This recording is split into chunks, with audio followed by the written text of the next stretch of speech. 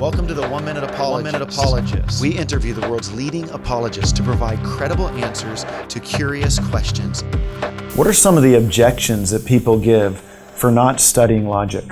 I want to talk about objections that you find in the church amongst Christians specifically. I think one of them will sound really pious. They'll say, we shouldn't put logic before God, or we can't subject God to our logic. Sounds terrifically pious, but I think it's mistaken. And I think what you're confusing is the order of being or existence with the order of knowledge or how we come to know things. Of course, in the order of existence, God comes first, the necessary being who's always existed and created this universe, created us, and endowed us with the faculties of reason. So logic is really the way we think as a result of how God made us, and that's correct. But when it comes to our knowledge and how we understand things, logic comes first. This is the tool we've been given to do it. Further, I don't think it's not as if we're trying to ascertain the infinite being of God with our reason. What we're looking at when we're thinking logically about our theology are really our statements about God and whether these hold together, whether they make sense, whether they are true.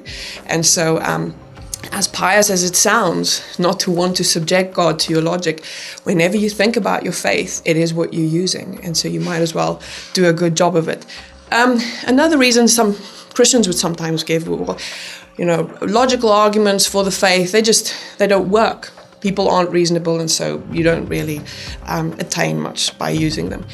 And I would say, even if that were the case, even if people around us choose to deny the logical implications of their decisions or good reasoned arguments, that's not really why you want to think well. You want to think well for your own sake, so that you know that you understand the truth and that you are solid in what it is that you believe about the world. So that comes first. And even if they don't want to be reasonable, as a created human being who wants to honor God with the faculty of your reason, you should be able to use good thinking.